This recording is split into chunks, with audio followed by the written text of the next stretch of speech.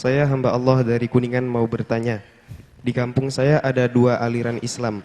Mereka tidak tahlilan, tidak marhabanan. Mereka mau membangun masjid untuk kalangan mereka sendiri. Apakah saya boleh menyumbang untuk membangun masjid tersebut? Karena kita masih sama-sama Islam. Mohon pencerahannya, Bu ya. Baik.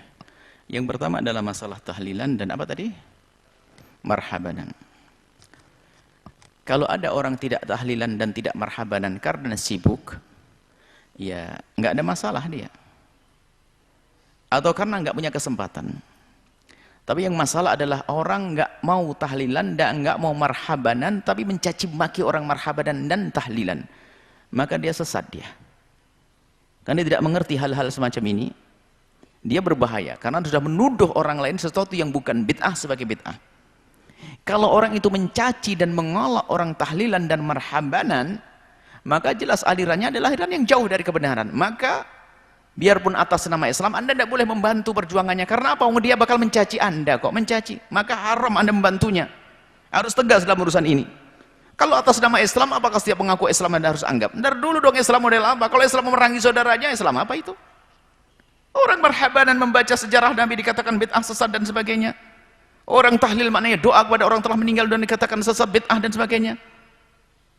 Dan di sisi mana ini? Lah orang semacam itu dia sesat, maka Anda tidak boleh membantunya dan haram Anda membantunya. Kalau ada orang tidak mau tahlilan karena saya tidak setuju dengan tahlilan, saya nggak mau tahlilan, oh berarti dia masih menghargai kita. Tapi kalau sudah mulai mencaci dan mengolok, tidak boleh Anda ikut dekat-dekat dengan dia. Nah ini bahaya kita adalah atas sama-sama Muslim kok, sama-sama Islam. Ini bahaya sekali kalau tidak selektif kita. Anda akan terjemus. Akhirnya apa? Anda akan ke bawah. Anak Anda akan, orang tua Anda dicaci, akidah Anda dicaci, berbahaya sekali. Ingat berbeda. Orang yang nggak mau tahlilan, nggak mau marhabanan, karena menurut dia adalah ini tidak benar, tapi dia tidak mencaci karena ini memahami ini perbedaan ulama dalam memahami makna ini. Dia masih lumayan terhormat. Tapi kalau sudah mulai mencaci, bid'ah di mimbar-mimbar, nah, setiap ketemu orang cemberut, maka ketahuilah dia berbahaya. Dia berbahaya. Manusia berbahaya semacam ini. Atau yang kedua, tidak tahlilan, memang dia sibuk. Tidak, dia sibuk, nggak sempat menghadiri tahlilan, tapi bukan mencaci, Tuhan musuhi. Nah ini, kalau itu nggak ada masalah, karena akidahnya sama, hanya dia pemalas. Jangankan ke tahlilan, sholat jamaah aja juga jarang-jarang. Itu lain.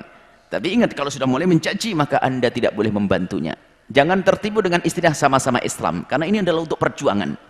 Anda akan dirugikan nanti. Karena orang yang kerjaannya mencaci dan mengolok, maka katalah ia mencaci dan mengolok. Sehingga yang dianggap istimewa, ada yang dianggap benar hanya kelompoknya saja, yang lain adalah ahli neraka. Ini bahaya banget. Hujahnya adalah mengatakan kullu bid'atin dhalalah wa kullu dhalalatin finnari, habis semuanya.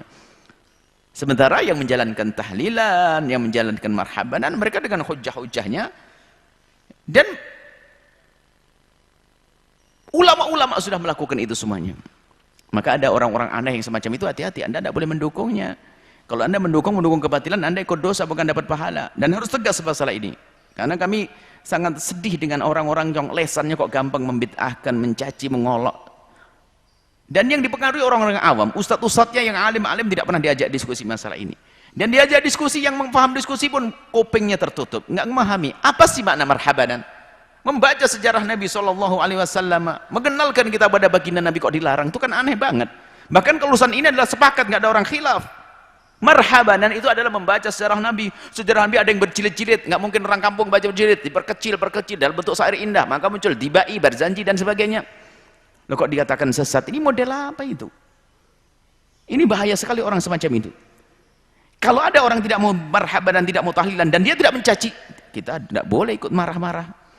Tapi yang sudah berani mencaci ini kita kembalikan caciannya. Maka kita marah karena kita kembalikan kepada mereka karena mereka mencaci.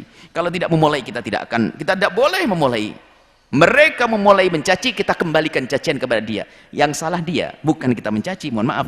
Kadang-kadang bahasa kami ini langsung diekspos dengan bahasa bahwasanya kita keras ekstrim. Dia yang memulai, wong. Saya hanya menyalahkan orang yang mencaci, membid'ah-bid'ahkan.